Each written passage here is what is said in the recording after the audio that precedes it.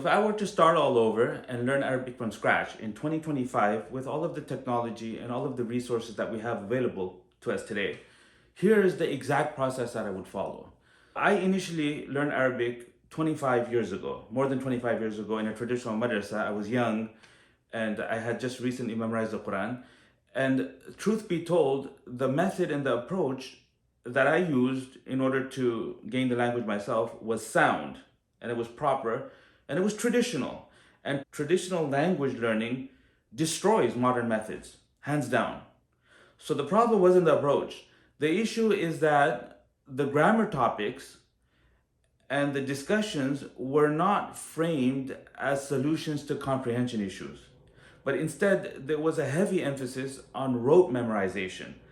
So we used to look up every single word in the dictionary. And for every singular, we would find the plural. For every plural, we'd know the singular. Morphology and verb forms was something that we would practice to the point of mind-numbing redundancy. Okay, so this is how they do it in the madrasas. So what I would do today is instead I would take the elements of the language that Allah subhanahu wa ta'ala engineered into the Arabic language that make it superior, make it unique, and make it different. And I would teach those first. So it's the first thing I would do. So here's the step. Step number one, isolate from the Arabic language a core and a central theme and teach that first. Okay, and the goal is at the end of the core theory, we should be able to begin a book such as this book here. This is the stories of the prophets, Qasasul Nabiyyin by Sayyid Abu Hassan Ali Al-Nadwi. We want to be able to open this book and start appreciating the sentences from the opening passage. So there's a level of grammar that's required in order to begin any reading. That grammar would be about the parts of speech, the ism, the fi'al and the harf. You would be exposed to how the Arabic language has two sentences. There's two kinds of sentences. There's a nominal sentence and there's a verbal sentence. Within a verbal sentence, the verb is at the front and the verb is followed by multiple isms. So we'd have the one doing the verb and we'd have the one upon whom the verb is being done. And then there would be the answers to the questions when, where, how, why. And prepositional phrases depending on the meaning that the speaker is intending to communicate. So if it's a travel, then you would expect there to be an origin and you would expect there to be a destination. These are details that are introduced via prepositions.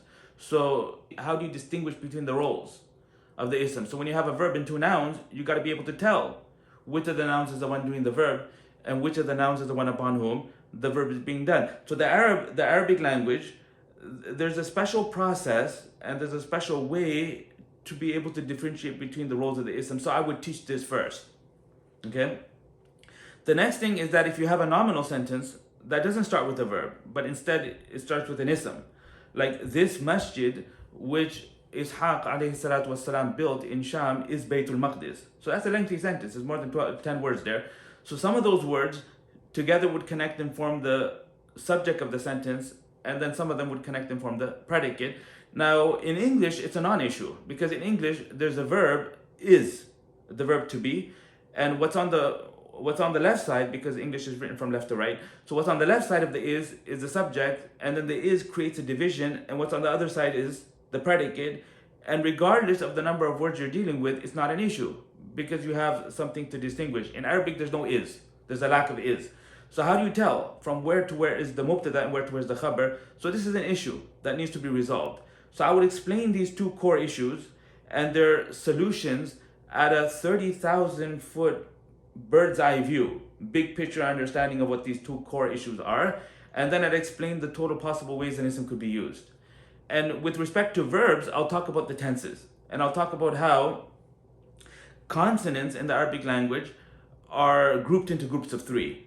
So for every meaning, like hitting and helping and sitting and standing and eating and drinking, every meaning, in order to communicate it, you'd have to have three letters from the alphabet. So when you take noon, sad, and ra, and combine them together in that order, you get the associated meaning of helping. Jim, lam, and sin gives you the meaning of sitting down. Sheen, ra, and ba gives you the meaning of drinking, etc., etc. But the issue is that consonants on their own are not pronounceable. So if you take three letters and try to pronounce them, you wouldn't be able to. Try it. Kaf, ta, and ba. You see, it doesn't work because you need an A, a U, a E, you need vowels. So in Arabic, those consonants are given vowels. So the vowels, number one, they make the letters pronounceable, and number two, they give you more meaning. So particularly the tense and the voice comes from meaning. We call that a pattern. So the consonants are voweled in particular ways in order to give you the past tense, the present tense, and then there's additions of prefixes and suffixes, and then there's a whole system of how verbs are constructed and conjugated. So I'd introduce the student to the process of how verbs are conjugated in the opening front loading that I'm talking about now. And then we develop the past tense verb line by line, and we do the same for the present tense verb basic.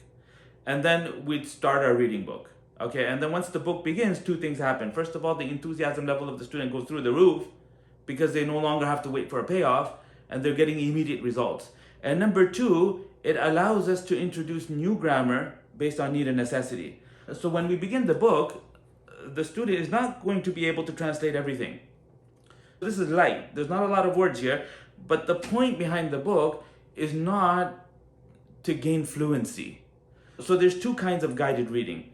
There's guided reading where the aim is to reinforce the core theory and teach new grammar based on need and necessity. We're able to expose the student to grammatical scenarios, and we're able to teach the rest of grammar, because in the front loading we only taught the most broadly applicable aspects of the language. So that's what I would do first. I would teach the student the most broadly applicable aspects of the language through presentations. And this is now on this YouTube channel. Like on this YouTube channel, the most popular video, which is the pinned video, at this stage it's about 194,000 views. So if you haven't already watched it, I would encourage you to watch it. Okay, spread it over a number of days. It's not meant to be watched in a single sitting. So if you can take maybe a week to go through that, then you'd be in a position that you can even start this book. But when you start the book, it has to be guided reading. So in other words, the instructor, the teacher, would make a judgment call, and he would isolate from the text structures that are worth exposing the student to. So noun categorization, gender agreement, and prepositional phrases and how they connect to the verbs. And if there's no verb in the vicinity, then how do you deal with the prepositional phrases? So these are subtopics of grammar, and the subtopics will be taught in context.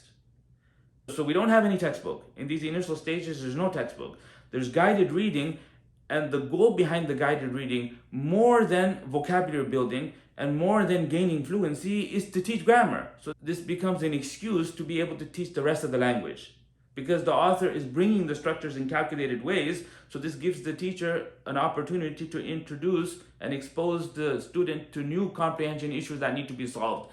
And again, every new grammar topic is framed as a solution to a comprehension issue.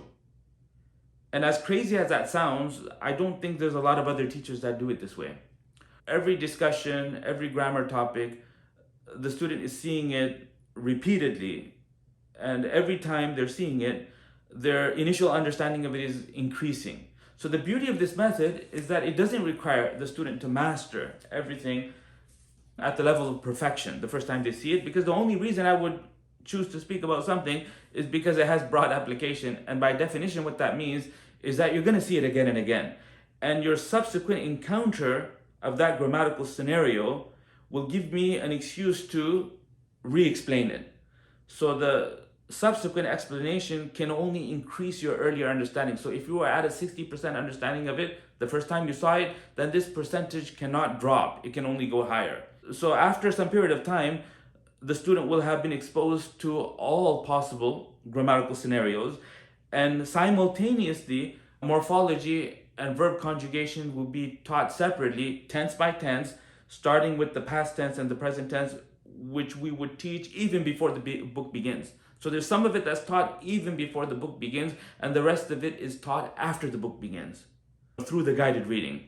This would continue. And then once we're done with the two sections of the stories of the prophets, the students would be encouraged to watch my videos on YouTube where I do guided reading from other books, like this Suwar min Hayati Sahaba book, which is the stories of the companions. In the last month, we've been through two of them, hour-long videos. You can watch them on the channel. the story of Salman al-Farsi radiallahu anhu and his journey and his search for the truth, and also the story of the bounty hunter, Suraqa ibn Malik radiallahu anhu, who was chasing the Prophet sallallahu alaihi wasallam when he was performing the hijrah, and the Prophet and his horse got stuck in the mud, and the Prophet sallallahu alaihi wasallam made dua for him, and he told him that Kayfa bika, how will you be when you will be wearing the bracelets of Kisra. From this Egyptian author, Mustafa Lutfi al-Manfuluti, his writing style is extremely eloquent, and his Arabic is very rhythmic, and there's a Quranic cadence, and there's beautiful metaphors. So this kind of Arabic, we'd encourage the students to start watching my presentations where I'm doing that. So again, there's two kinds of guided reading. There's guided reading where the purpose is to introduce new grammar. And there's guided reading where the student has already been exposed to the majority of possible grammatical scenarios, and now it's about massive acquisition of vocabulary, like tens of thousands of words, and also gaining fluency and seeing how Fusha Arabic is expressed by authors that were at the top of the food chain, like Mustafa Lutfi al-Manfuluti. In the last 150 years, he's the best author. There's no author that even comes close to him. So we have videos on this channel that do guided reading of the second type, but guided reading of the first type, in order to get that, we encourage people to sign up for the premium program. So we do have classes. I've been teaching for over 20 years, and there's about 7,000 students that have gone through our method, and many of them are at very high levels of proficiency, and they could read at my level. And you've probably even seen them comment under my videos. So what I would do right now is I would focus all of my energy on gaining the core grammar that's required in order to begin any reading. And there's one sister, she saw the presentation, the 40-minute one. The workshop is 3 hours, but from that, the 40 minutes is isolated, and I'll link to that here. She watched the video and she said, Subhanallah, I've been studying Arabic for 10 years. Yes, 10, and this is my 11th. And I always thought it was too slow. And I thought it would take ages. I thought that for every singular I need to know the plural, and for every plural I need to know the singular, so I would sit and memorize these long lists. Subhanallah, everything I learned, he covered in 1 hour. And it was not tedious, and it all made sense. You can't imagine the amount of money I've spent on learning Arabic. I wish I hadn't, because then I would be able to pay for this course. So that presentation is 40 minutes long, and it encompassed and it swallowed up everything she studied in 10 years. So if you want that, go ahead and click the link, and inshallah, I look forward to speaking with you soon. Assalamu alaikum wa rahmatullahi wa barakatuh.